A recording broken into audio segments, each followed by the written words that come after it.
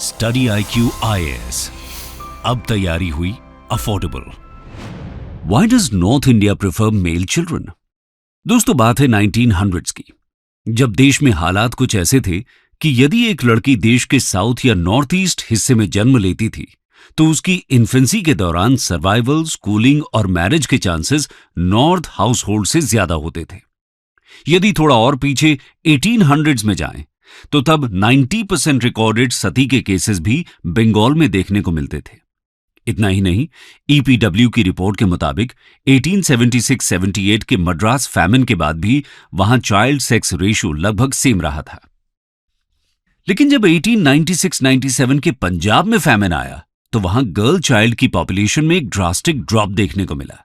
यानी फैमिन्स में फूड और बाकी रिसोर्सेज की किल्लत के बीच फैमिलीज ने मेल चिल्ड्रन के सर्वाइवल को प्रायोरिटी देना जरूरी समझा। हालांकि सन प्रेफरेंस का ट्रेंड बहुत लंबे समय से देश भर में काफी प्रेवलेंट रहा है। हमारी सोसाइटी में सन्स को ब्रेड विनर्स कहा जाता है, एल्डरली पेरेंट्स का सहारा माना जाता है, मेल चाइल्ड ही एंसेस्ट्रल राइट्स परफॉर्म करते हैं और वही फैमिली की लीनिएज को आगे कैरी करते हैं। हरियाणा में एक बहुत मशहूर कहावत है, मी और बेटिया थे कौन ढाप्या से, यानी रेन एंड सन्स के बिना कौन ही सेटिस्फाई हो सकता है, क्योंकि दोनों ही कल्टीवेशन के लिए नेसेसरी हैं। ऐसे में जब रिसोर्सेज स्केयर होते हैं तो फैमिलीज अपने बेटों की लाइव्स प्रायोरिटाइज करती आई हैं। इसको हम चाइना की पेट्रिलिनियल और पेट्रिलोकल सोसाइटी में भी ऑब्जर्व कर सकते हैं। वहां जब कॉलेरा, फैमिन या ड्राउट की वजह से फैमिलीज सर्वाइवल के लिए स्ट्रगल करती हैं तो वहां भी मेल चाइल्ड को सुरक्षित रखने और रिसोर्सेज को बचाने के लिए गर्ल चाइल्ड को ड्राउन कर देने या सेल कर देने के इंस्टेंसेस देखने को मिलते हैं। खैर, कंपैरिजन पर वापस आएं तो जहां एक और केरला और कर्नाटका जैसे सदर्न स्टेट्स ने 1880s में ही 15 या 16 इयर्स की गर्ल्स की एवरेज मैरिज एज अचीव कर ली थी, वहीं राजस्थान को गर्ल्स की एवरेज मैरिज एज बढ़ाकर सिमिलर लेवल पर आने में लगभग 100 साल और लग गए। खैर, अब यदि कुछ दशक आगे आएं तो 1951 के सेंसस के अकॉर्डिंग देश के सेक्स रेशियो में नॉर्थ और साउथ का डिवीजन और भी ज्यादा प्रोमिनेंट था। उस समय केरला का सेक्स रेशियो 1028, तमिलनाडु का 1007 और पुदुचेरी का 1030 था, जबकि जम्मू कश्मीर का सेक्स रेशियो 873, हरियाणा का 871, पंजाब का 844, उत्तर प्रदेश का 908 और राजस्थान का 921 हुआ करता था। इसके बाद आगे और साल बदले, दशक बीत गई और सदी बदल गई, लेकिन देश के नॉर्थ और सदर्न रीजन में मेल चाइल्ड की प्रेफरेंसेस में अब भी बहुत ज्यादा बदलाव नहीं हुए। 2011 के सेंसस के अकॉर्डिंग जहां एक तरफ केरला, पुदुचेरी, तमिलनाडु, आंध्र प्रदेश, कर्नाटका जैसे सदर्न स्टेट्स में देश के एवरेज सेक्स रेशियो से बेहतर सेक्स रेशियो देखने को मिलता था, वहीं दूसरी ओर दिल्ली, हरियाणा, जम्मू एंड कश्मीर, पंजाब, उत्तर प्रदेश, गुजरात, राजस्थान जैसे northern and western Indian states में ये सेक्स रेशियो नेशनल एवरेज से कम रहा है, जिसकी वजह से इन स्टेट्स में सरप्लस मेन प्रोड्यूस हुए हैं। इतना ही नहीं, हेल्थ पैरामीटर्स, लिटरेसी रेट और वर्कफोर्स में वुमेन के पार्टिसिपेशन और उनकी ऑटोनॉमी जैसे पैरामीटर्स भी नॉर्दर्न इंडिया के कंपैरिजन में सदर्न इंडिया के स्टेट्स ने बेहतर परफॉर्म किया है। यही कारण है कि जहां नॉर्दर्न इंडिया में मेल और फीमेल के बीच एजुकेशन गैप 26% है, वहीं साउथ इंडिया में ये 9% ही है। इस तरह के सेक्स रेशियो से सोसाइटी में वायलेंस, ह्यूमन ट्रैफिकिंग और पेड ब्राइड्स जैसे संगीन अपराध को बढ़ावा देते हैं। इंडिया के हरियाणा और पंजाब के सेक्स रेशियो की हालत इस कदर खराब है कि वहां मेन दूसरे स्टेट से ब्राइड्स इंपोर्ट करते हैं और ये अक्सर उन यंग और पुअर ब्राइड्स के एक्सप्लॉयटेशन को बढ़ावा देता है। अब इससे असल सवाल ये उठता है कि आखिर क्यों नॉर्थ और साउथ इंडिया के सेक्स रेशियो में इन वेरिएशंस के क्या कारण रहे हैं? इतनी तरक्की के बावजूद हमारे देश के नॉर्दर्न हिस्से में आज भी मेल चाइल्ड को इतनी प्रेफरेंस क्यों दी जाती है? देश में सन के प्रेफरेंस को लेकर नॉर्थ और साउथ में वेरी डेटा देखने को क्यों मिलता है? इसके पीछे कौन कौन से फैक्टर्स जिम्मेदार रहे हैं? दोस्तों, आज की वीडियो में हम आपके लिए इन्हीं सवालों के जवाब ढूंढने की कोशिश करेंगे। लेकिन आज का हमारा ये डिस्कशन शुरू करने से पहले हम आपको ये बता दें कि ये टॉपिक आपके यूपीएससी मेंस जीएस पेपर 1 के इंडियन सोसाइटी से रिलेटेड सेक्शन के पर्सपेक्टिव से भी इंपॉर्टेंट है। Rise of unwanted girls. दोस्तों, साल 2018 के इकोनॉमिक सर्वे में एक कंसर्निंग ट्रेंड नोट किया गया। इस इकोनॉमिक सर्वे ने पहली बार देश में अनवांटेड गर्ल्स के नंबर का सर्वे किया, जिसने बताया कि आज हमारी सोसाइटी में मेल चाइल्ड के डिजायर के चलते 0 से 25 इयर्स की 21 मिलियन अनवांटेड गर्ल्स एग्जिस्ट करती हैं। इस इकोनॉमिक सर्वे के मुताबिक बर्थ के बाद फीमेल चाइल्ड की लाइव्स तो इंप्रूव हो रही हैं, लेकिन जब बात उनके बर्थ की आती है तो हमारी सोसाइटी में आज भी लड़कियों से ज्यादा लड़के को प्रेफरेंस दी जाती है। ये सर्वे इंडियन पेरेंट्स के बिहेवियरल पैटर्न को नोट करता है। इसके मुताबिक यूं तो एक average Indian family 2 children prefer करती है, लेकिन यदि इनमें से कोई चाइल्ड मेल ना हो तो अक्सर इन फैमिलीज में 5 से भी ज्यादा चिल्ड्रन प्रोड्यूस किए जाते हैं। यानी ऐसे केसेस में लोग तब तक बच्चों को जन्म देते रहते हैं जब तक उनके यहां डिजायर्ड नंबर ऑफ सन्स पैदा नहीं हो जाते। इसको सन मेटा प्रेफरेंस कहा जाता है। हालांकि बीते कुछ सालों में इंडिया ने वुमेन एम्पावरमेंट से रिलेटेड बहुत से पैरामीटर्स पर इंप्रूवमेंट शो किया है। आज की डेट में वुमेन लास्ट डेकेड के कंपैरिजन में कई गुना ज्यादा एजुकेटेड, एम्प्लॉयड और हाई पेइंग जॉब अर्नर्स हैं। लेकिन आज भी देश के कई हिस्सों में उनकी सेक्सुअलिटी, उनकी अर्निंग्स या उनके बर्थ तक पर उनका पूरा अधिकार नहीं है। आज भी हमारी सोसाइटी के कई हिस्सों में मेल चाइल्ड को ही प्रेफरेंस दी जाती है। दोस्तों, हिस्टोरिकली दुनिया भर की बहुत सी कम्युनिटीज ने डॉटर्स के ऊपर सन को प्रेफर किया है। दुनिया भर की पेट्रियार्कल, पेट्रिलिनियल और पेट्रिलोकल कल्चर्स में जिस तरह गर्ल की यूटिलिटी को बॉयज के कंपैरिजन में लो परसीव किया जाता है, उसने कई सदियों से फीमेल पॉपुलेशन के नंबर्स को हार्म किया है। जॉन ग्रांट ने 1662 में पहली बार बर्थ के टाइम मेल और फीमेल के नंबर्स के बीच के डिफरेंस को नोटिस किया। उसके बाद से दुनिया भर के रिसर्चर्स ने स्क्यूड चाइल्ड सेक्स रेशियोज यानी CSRs पर काम करना शुरू किया। खैर, वापस इंडिया पर आए तो 1994 में हमारे देश में सेक्स सिलेक्शन को इलीगल डिक्लेयर कर दिया गया था। लेकिन 1970 में देश में sex ratio at birth 1060 males पर 1000 फीमेल्स पर था। ये 2014 में बढ़कर 1108 पर पहुंच गया। जो लोग ये कहा करते थे कि डेवलपमेंट के साथ ये सेक्स रेशियो बैलेंस हो जाएगा, उनका वो दावा यहां गलत प्रूव हुआ।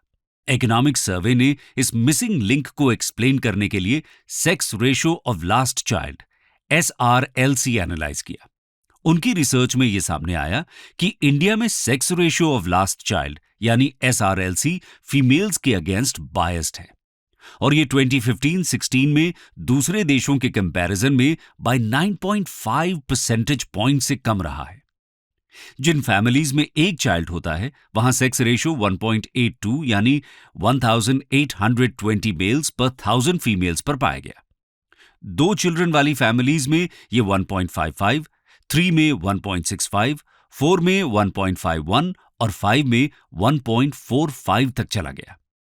इस डेटा को यदि उन फैमिलीज के साथ कंपेयर करें जहां लास्ट चाइल्ड मेल नहीं है, तब एक चाइल्ड के केस में सेक्स रेशियो 1.07, 2 चिल्ड्रन वाली फैमिलीज में 0.86, 3 में 0.85, 4 में 0.84 और 5 में 0.88 आता है।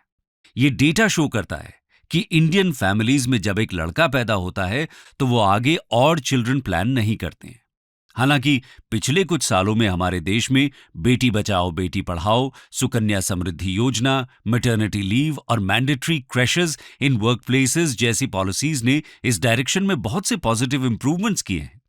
लेकिन उसके बावजूद आज के दौर में इस डिस्पैरिटी का एग्जिस्ट करना अपने आप में बड़ी चिंता का विषय बन जाता है। और जैसा कि हमने शुरुआत में देखा, यहां समस्या केवल इतनी ही नहीं है। यहां बड़ी समस्या यह है कि यह डेटा हमारे देश में नॉर्दर्न और सदर्न हिस्सों में बहुत वेरी करता है। आगे की वीडियो में हम उन्हीं फैक्टर्स पर गौर करेंगे जो देश के नॉर्थ और साउथ रीजन के वेरीड जेंडर्ड एक्सप्रेशंस को एक्सप्लेन कर सके। Poverty in north India. दोस्तों, अक्सर आमतौर पर यह माना जाता है कि पॉवर्टी जेंडर इक्वालिटी की प्रोग्रेस में बाधा बनती है और इसको फीमेल की मोबिलिटी का सबसे बड़ा हिंड्रेंस माना जाता है। ऐसा इसलिए क्योंकि पुअर गर्ल्स आमतौर पर जल्दी स्कूल छोड़ देती हैं, शादी के बाद वो बच्चों को जन्म देती हैं और घर की देखभाल का बोझ झेलती हैं। लेकिन अगर हम नॉर्थ ईस्ट की हिल ट्राइब्स को देखें तो वहां भी यूपी और बिहार की तरह लो एक्सपेंडिचर देखने को मिलता है।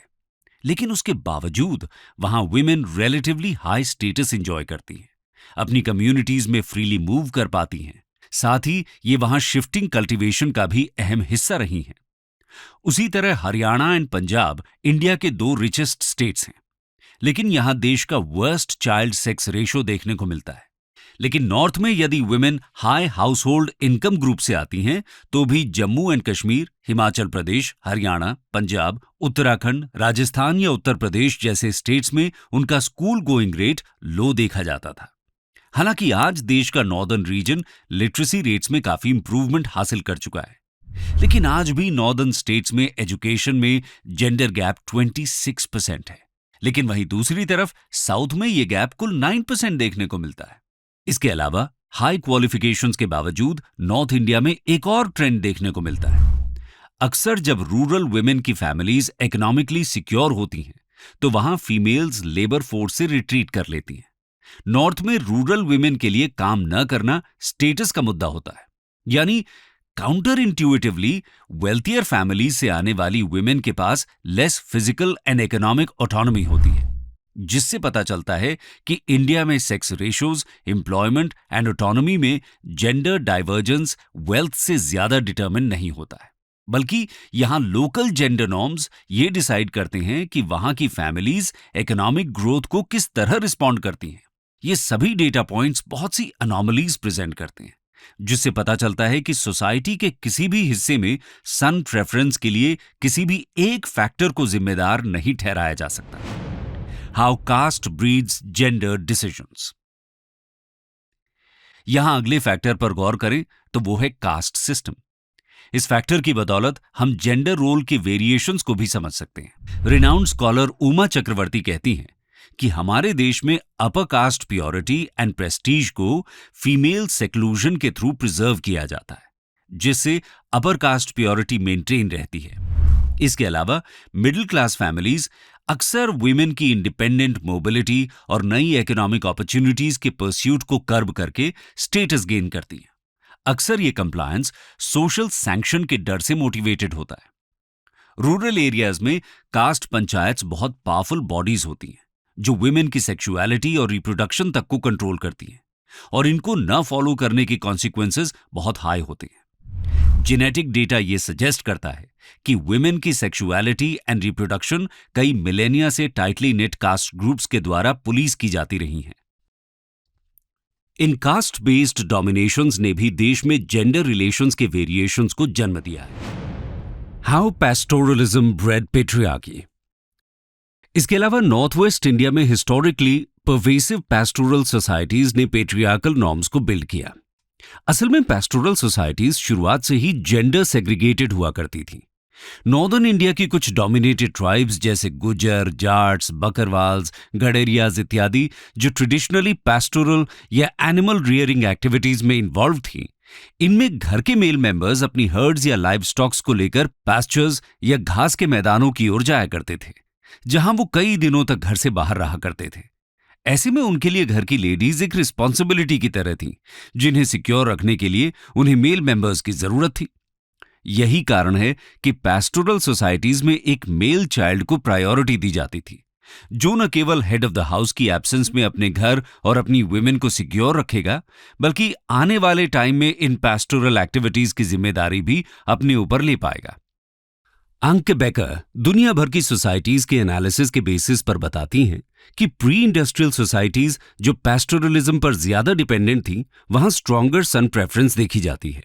साथ ही वो मेल सुपीरियरिटी में ज्यादा विश्वास रखती थी। ये सभी इफेक्ट्स आज तक परसिस्ट करते हैं। यही कारण है कि जहां वुमेन के एंसेस्टर्स पैस्टोरलिज्म पर डिपेंड किया करते थे, वो अपनी सेक्सुअलिटी पर कम कंट्रोल असर्ट करती हैं। साथ ही वो सन के लिए ज्यादा प्रेफरेंस शो करती हैं। हमारे देश में नॉर्थ वेस्ट में ऐसी बहुत सी पैस्टोरल कम्युनिटीज एग्जिस्ट करती आई हैं। उदाहरण के लिए रायका एक ऐसी ही कम्युनिटी है। इस कम्युनिटी के मेन बाहर जाते हैं, जबकि वुमेन अपने फेसेस को ढक कर रहती हैं। खाना सबके बाद में खाती हैं और यहां तक कि स्ट्रेंजर्स से बात करने में हिचकिचाहट महसूस करती हैं। उसी तरह जाट्स जो पंजाब, उत्तर प्रदेश, राजस्थान, दिल्ली और हरियाणा में डोमिनेट करने वाली 33 मिलियन की स्ट्रॉन्ग कम्युनिटी है, ये भी हिस्टोरिकली पैस्टोरल कम्युनिटी हुआ करती थी। इसीलिए इन डिस्ट्रिक्ट्स में भी यही ट्रेंड्स डोमिनेट करते हैं। How history shaped destiny. दोस्तों, इन फैक्टर्स के अलावा नॉर्थ और साउथ इंडिया के बीच इस जेंडर कॉन्ट्रास्ट को शेप करने में इतिहास की फोर्सेस की भी बहुत अहम भूमिका रही है। यदि इतिहास के पन्नों को थोड़ा पीछे पलटें तो हम पाएंगे कि हमारे देश में नॉर्दर्न हिस्से में सदर्न हिस्से के कंपैरिजन में फॉरेन इन्वेजन्स बड़ी संख्या में हुए। पर्शियंस, अरब्स, टर्क, मंगोल्स और मुगल इन्वेशंस के दौरान नॉर्दर्न इंडिया में वेल्थ की लूट के साथ साथ वुमेन को भी कमोडिटी की तरह ट्रीट किया जाता था, जहां उनसे हाउस होल्ड चोर्स कराने से लेकर सेक्स स्लेव्स के तौर पर भी इस्तेमाल किया जाता था। उदाहरण के लिए 8th सेंचुरी में सिंध के राजा दाहिर मोहम्मद बिन कासिम के इन्वेजन से अपने किंगडम को बचाते हुए मारे गए, तो इन्वेडर्स द्वारा उनकी वाइफ और उनकी डॉटर्स को कैप्चर करके सेक्स स्लेव के तौर पर डमास्कस ले जाया गया। हिस्टोरियंस की माने तो फॉरेन इन्वेडर्स के द्वारा किए जा रहे इसी एनिमल लाइक बिहेवियर की वजह से ही मुस्लिम इन्वेजन्स को सबसे पहले झेलने वाले राजस्थान के राजपूतों में 10th सेंचुरी में सबसे पहले जौहर या सती की प्रथा शुरू हुई, जहां यहां की महिलाएं इन्वेडर्स से खुद को बचाने के लिए जौहर या अपने हस्बैंड की मौत के बाद कोई प्रोटेक्टर न रह पाने की वजह से सती करने लगी। जबकि इसके पहले यहां इस तरह के कोई ट्रेडिशनल वेल एस्टैब्लिश्ड कस्टम्स का रिकॉर्ड देखने को नहीं मिलता। हालांकि सती के कुछ इंसिडेंट्स पहले भी रिकॉर्डेड हैं, लेकिन वो इन जनरल सोसाइटी में इतना प्रेवलेंट नहीं थे। उसी तरह चाइल्ड मैरिजेस करने या फैमिली को प्रोटेक्ट करने के लिए मेल चाइल्ड के प्रेफरेंस का प्रेवलेंस भी तभी से बढ़ा, जहां एक गर्ल चाइल्ड को बर्डन समझा जाने लगा, जिसे हर वक्त एक प्रोटेक्टर की जरूरत थी। और एक तरह से यहीं से गर्ल चाइल्ड के रूप में अपने बर्डन या रिस्पॉन्सिबिलिटी को शादी करके दूसरी फैमिली पर डालने के रिटर्न में डाउरी की भी शुरुआत हुई। कॉन्क्वेस्ट्स एंड पर्दा इन नॉर्थ इंडिया। इसी तरह उस समय यहां एक और कस्टम ने अपनी पकड़ मजबूत की। दोस्तों, यूं तो purdah and honour cultures north Arabia के हार्श जियोग्राफिकल टेरेन में इमर्ज हुआ, जहां माउंटेन्स, डेजर्ट्स और सेमी एरिड स्टेप्स एरिया से आए इन इन्वेडर्स के रीजन में एग्रीकल्चर बेस्ड इकोनॉमी पॉसिबल नहीं थी। ऐसे में एनिमल रियरिंग और उनके लिए वाटर और पैस्टर लैंड्स के लिए कॉन्क्वेस्ट करने से लेकर रिसोर्सेज के लिए फुल फ्लेजेड रेड्स करना इन कम्युनिटीज के कल्चर में बीती कई सेंचुरी से शामिल था। यही नहीं, फ्रूटफुल ट्रेड्स करने के लिए भी अरब्स कई 100 साल से लंबी यात्राएं किया करते थे। ऐसे में यहां के मेन इन ट्रेड्स, कॉन्क्वेस्ट्स और पास्चर्स का इंटीग्रल पार्ट थे। जबकि इन मिडिल ईस्टर्न कम्युनिटीज के बीच एक स्ट्रांग स्टेट या पुलिस की एब्सेंस में इन कम्युनिटीज का इमूवेबल एसेट और वेल्थ को प्रोटेक्ट करने की जिम्मेदारी ट्रेडर या रेडर के क्लोज्ड किन की होती थी, जो फैमिली वेल्थ के साथ साथ फैमिली की वुमेन की सेफ्टी और उनके बिहेवियर को लेकर भी विजिलेंट रहता था। यही कारण है कि इन कम्युनिटीज में जहां मेल मेंबर्स फैमिली और कम्युनिटी में अपने रोल की वजह से और डोमिनेंट हुए, वहीं इनमें वुमेन और भी ज्यादा सेग्रीगेटेड होती चली गई। ऐसे में जब इन्होंने इंडिया को इन्वेड किया तो उनका प्रभाव इंडिया के प्रिवेलिंग कल्चर पर भी पड़ा। हालांकि कुछ स्कॉलर्स हिंदुओं द्वारा स्टार्ट की गई इस प्रैक्टिस को मुस्लिम्स और हिंदू के बीच इंटरमिक्सिंग ऑफ कल्चर कम और उस पीरियड में इनसिक्योरिटी की वजह से खुद को ब्लेंड इन करने की कोशिश ज्यादा मानते हैं। जहां हिंदू फीमेल्स भी मुस्लिम कस्टम्स के अकॉर्डिंग ही खुद को पर्दा या घूंघट अक्वायर किए हुए एक रिस्पेक्टफुल नोबल लेडी के तौर पर प्रेजेंट करना चाहती थी, ताकि उनका फोर्सफुल अबडक्शन ना हो। इसलिए उन्हें जनरल पब्लिक व्यू से अलग रखा जाने लगा। और जिस तरह अरबिक टर्किश कल्चर में मेल डोमिनेंट सोसाइटी में वुमेन का साथ उठना बैठना गलत समझा जाता था, उसी तरह इंडिया के लोकल्स में भी मेल और फीमेल के बीच इंटरमिंगलिंग कम हुई और जेंडर सेग्रीगेशन बढ़ने लगा। सिमिलरली, इन्वेजन के बाद इंडिया के न्यूली कन्वर्टेड मुस्लिम्स ने भी तेजी से टर्किश अरबिक कल्चर को अपनाने की कोशिश की और देखते ही देखते पर्दा या घूंघट नॉर्दर्न इंडिया में इन जनरल एक लेडी की नोबिलिटी और स्टेटस का सिंबल बन गया। इन सब फैक्टर्स के चलते नॉर्दर्न इंडिया में पब्लिक स्फीयर में केवल पुरुषों की अथॉरिटी हो गई और दूसरी तरफ खुद की सेफ्टी, फैमिली की नोबिलिटी और अपनी इमेज को मेंटेन करने के लिए पर्दा और घूंघट के पीछे वुमेन घर की चारदीवारी में बंद हो गई। इसके परिणाम स्वरूप धीरे धीरे नॉर्थ इंडिया में वुमेन पिछड़ती चली गई। पैट्रिशिया जेफरी अपनी किताब frogs in a well, Indian women in पर्दा में बताती हैं कि कैसे पर्दा प्रथा के चलते नॉर्थ इंडियन वुमेन इकोनॉमी में पार्टिसिपेशन से लेकर अपनी लाइफ के फैसले खुद करने तक में पीछे रह गई। इंडियन ह्यूमन डेवलपमेंट सर्वे के 2004-5 के डेटा के अनुसार आज भी जहां तमिलनाडु, आंध्र प्रदेश और कर्नाटका में पर्दा या घूंघट का प्रेवलेंस महज 10 to 12% है, वहीं उत्तर प्रदेश, बिहार, मध्य प्रदेश और राजस्थान में ये 85% से भी ज्यादा है। अगर हम आज की सोसाइटी की भी बात करें तो गर्ल चाइल्ड को घर की इज्जत से जोड़कर देखने और ऑनर किलिंग तक कर देने की सोच की जड़ें भी हम नॉर्दर्न इंडिया की कॉम्प्लेक्स हिस्ट्री में ट्रेस कर सकते हैं। दोस्तों, नॉर्दर्न इंडिया में ये जेंडर कॉन्ट्रास्ट केवल इन इन्वेडर्स की वजह से ही नहीं हुआ, बल्कि इसको शेप करने में बहुत से सोशो इकोनॉमिक फैक्टर्स का भी बड़ा रोल रहा है। How agriculture favoured man. इसके अलावा हमारे देश के एग्रीकल्चर पैटर्न्स ने भी देश के लोगों के जेंडर बेस्ड डिसीजंस को गवर्न करने में अहम भूमिका निभाई है। असल में सदर्न और नॉर्थ ईस्टर्न इंडिया की क्लाइमेटिक कंडीशंस की वजह से हमेशा से राइस यहां की स्टेपल डाइट का हिस्सा रहा है, जबकि नॉर्थ में यह स्थान व्हीट का है।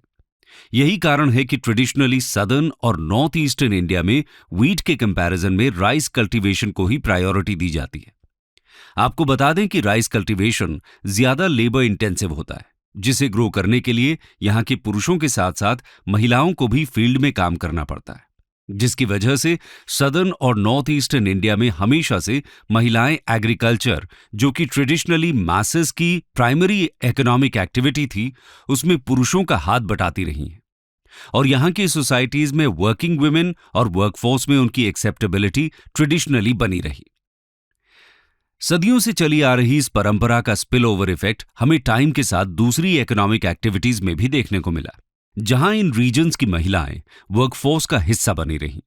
यही कारण है कि यदि हम आज भी intergender literacy rate, women force participation और ऑटोनॉमी में north versus south plus north eastern India के आंकड़ों पर नजर डालें तो हम पाएंगे कि इनके बीच एक कॉन्ट्रास्ट साफ देखने को मिलता है।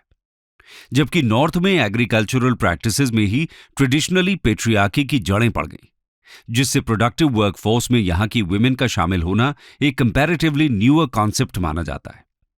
ऐसे में एग्रीकल्चरल प्रैक्टिसेस में वुमेन का लोअर पार्टिसिपेशन दूसरी इकोनॉमिक एक्टिविटीज में भी उनके लोअर पार्टिसिपेशन को जन्म देता है, और इसका सीधा इफेक्ट हमें सोसाइटी में वुमेन की स्थिति में भी देखने को मिलता है। तभी 2011 के सेंसस में दिए वुमेन पार्टिसिपेशन इन वर्कफोर्स के डेटा के अनुसार, जहां आंध्र प्रदेश में ये 36%, तमिलनाडु में 31.8%, कर्नाटक में 31.9%, महाराष्ट्र में 31%, सिक्किम में 39.6% और अरुणाचल में 35.5% रहा है, वहीं ये उत्तर प्रदेश में 16.7%, पंजाब में 13.91%, हरियाणा में 17.8% और जम्मू कश्मीर में 19% था। मैट्रिलिनी कैन नॉट एक्सप्लेन डाइवर्जेंस। अक्सर साउथ इंडिया की कुछ कम्युनिटीज जैसे नायर्स और बंट्स और नॉर्थ ईस्टर्न इंडिया की कुछ कम्युनिटीज जैसे गारो और खासी में मौजूद मैट्रिलिनी को यहां के बेटर जेंडर रेशियो से जोड़कर देखा जाता है, मगर स्कॉलर्स ऐसा नहीं मानते, क्योंकि ये बात सही है कि इन कम्युनिटीज में वुमेन रिलेटिवली ऑटोनोमस रहती हैं, साथ ही नॉर्थ के कंपैरिजन में उन्हें काफी अधिक फ्रीडम मिलती है। लेकिन सदर्न या नॉर्थ ईस्टर्न पॉपुलेशन में इन मैट्रिलिनियल कम्युनिटीज का माइनॉरिटी स्टेटस इंडिया के रीजनल डाइवर्जेंस को एक्सप्लेन नहीं करता, क्योंकि तमिलनाडु, तेलंगाना और आंध्र प्रदेश पैट्रिलिनियल होने के बाद भी जेंडर रोल्स में सिमिलर ट्रेंड फॉलो करते देखे जा सकते हैं।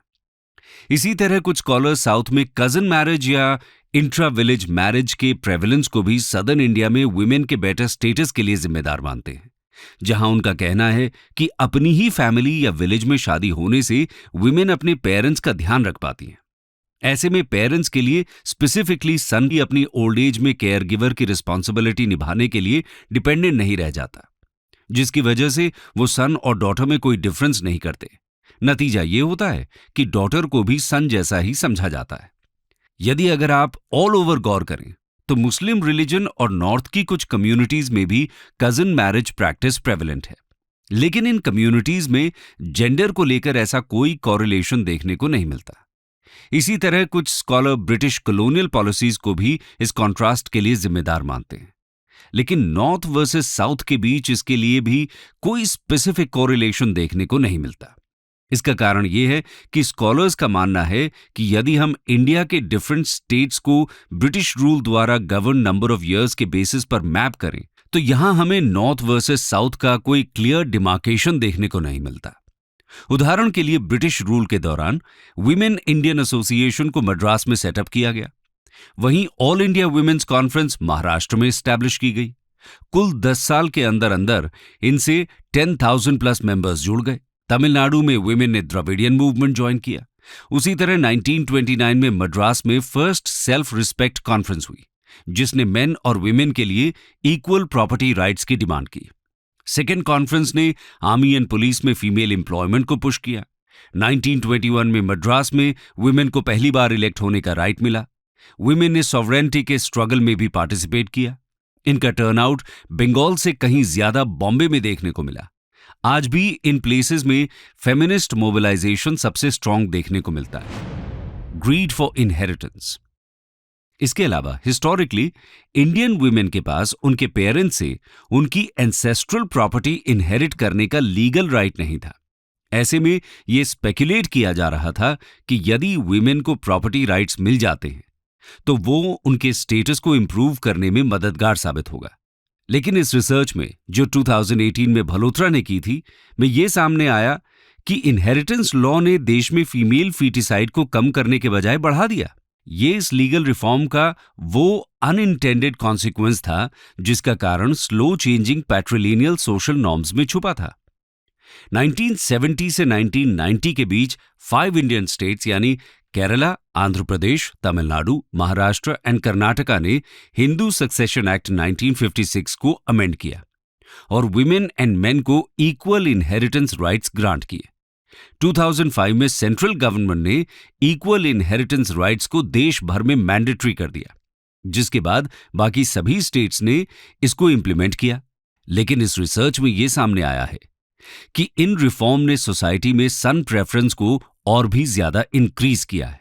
और तो और ये टेंडेंसीज सदर्न स्टेट्स में और भी ज्यादा प्रोमिनेंटली देखी गई, जिनको इन जेंडर इक्वालिटी के टर्म्स में काफी प्रोग्रेसिव माना जाता है। इसका एक प्लॉजिबल रीजन ये बताया गया है कि इस केस में लीगल रिफॉर्म कल्चरल नॉर्म्स की परसिस्टेंस से फ्रस्ट्रेट हो गया। यहां वुमेन के इकोनॉमिक राइट्स के इंस्टीट्यूशनलाइजेशन को वाइड स्प्रेड सपोर्ट नहीं मिला है। The way ahead. तो दोस्तों, कुल मिलाकर हम कह सकते हैं कि रीजन हमारे देश में female survival, literacy, autonomy, employment and independent mobility का मेजर फैक्टर रहा है। क्योंकि यदि हम नॉर्थ और साउथ से दो ऐसी वुमेन को लें जिनके पास सेम हाउस होल्ड वेल्थ है और जो सेम कास्ट एंड रिलीजन से हैं, उनमें से उन वुमेन के पास ज्यादा ऑटोनॉमी होगी जो साउथ से आती हैं।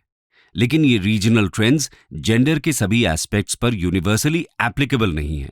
उदाहरण के लिए फीमेल पॉलिटिकल रिप्रेजेंटेशन और इंडिपेंडेंट प्रॉपर्टी ओनरशिप जैसे ट्रेंड्स देश भर में आज भी बहुत लो हैं। दोस्तों, सेक्स रेशियो इम्बैलेंस के इस मेगा प्रॉब्लम की रूट्स पेट्रियार्की और सोसाइटल प्रेफरेंस में पाई जाती हैं, जो डॉटर्स से ज्यादा सन को वैल्यू करते हैं। हालांकि आज हमारी सोसाइटी में फीमेल चाइल्ड का एक्सेप्टेंस और उसकी ग्रोथ दोनों के ही टर्म में पहले से बहुत तरक्की हुई है। लेकिन आज भी 21वीं सदी में भी इस तरह के प्रेजुडिसेस या प्रेफरेंसेस का टिके रहना अपने आप में काफी कंसर्निंग है। हालांकि हमारी सरकार बेटी पढ़ाओ बेटी बचाओ जैसी स्कीम्स के थ्रू गर्ल चाइल्ड के एक्सेप्टेंस और उसकी एजुकेशन दोनों को प्रमोट कर रही है, लेकिन वहीं दूसरी तरफ पब्लिक एजुकेशन और हेल्थ प्रोग्राम्स पर सरकार का एक्सपेंडिचर घट रहा है। सोसाइटी में फीमेल एक्सेप्टेंस को बढ़ाने के लिए good education, better health care, employment opportunities को बढ़ाने और डाउरी या सेक्सुअल अब्यूज जैसे इवल्स को पूरी तरह से एलिमिनेट करने की जरूरत है, क्योंकि तभी सोसाइटी डॉटर्स को सेम वैल्यू के साथ एक्सेप्ट कर पाएगी। इतिहास में लंबे दौर में फीमेल कम्युनिटी को जिस तरह से साइडलाइन किया गया, जिस वजह से सोसाइटी में उनकी वैल्यू पिछड़ती चली गई, आज हमें कलेक्टिवली उन हिस्टोरिक रॉन्ग्स को सही करने की जरूरत है।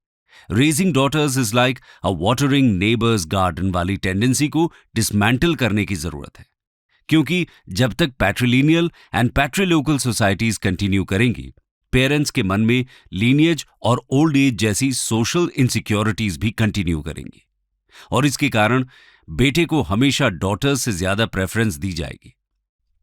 ऐसे में इन सभी रियलिटीज से भली भांति अवेयर रहकर हमारे देश को जेंडर बेस्ड सोसाइटल प्रेफरेंस को एलिमिनेट करने की जरूरत है और साथ ही साथ जिन पैरामीटर्स पर women nation wide retardation witness करती हैं, वहां पूरे देश को एक साथ आकर उन गैप्स और माइंडसेट को चेंज करने की जरूरत है। तभी हमारा देश रीजनल और जेंडर बेस्ड डिस्पैरिटीज की चेन्स को तोड़कर आज के दौर के क्रिटिकल मुद्दों को ज्यादा एफिशिएंसी के साथ डील कर पाएगा। दोस्तों, इस बारे में आपके क्या विचार हैं? हमें कमेंट सेक्शन में जरूर बताइएगा।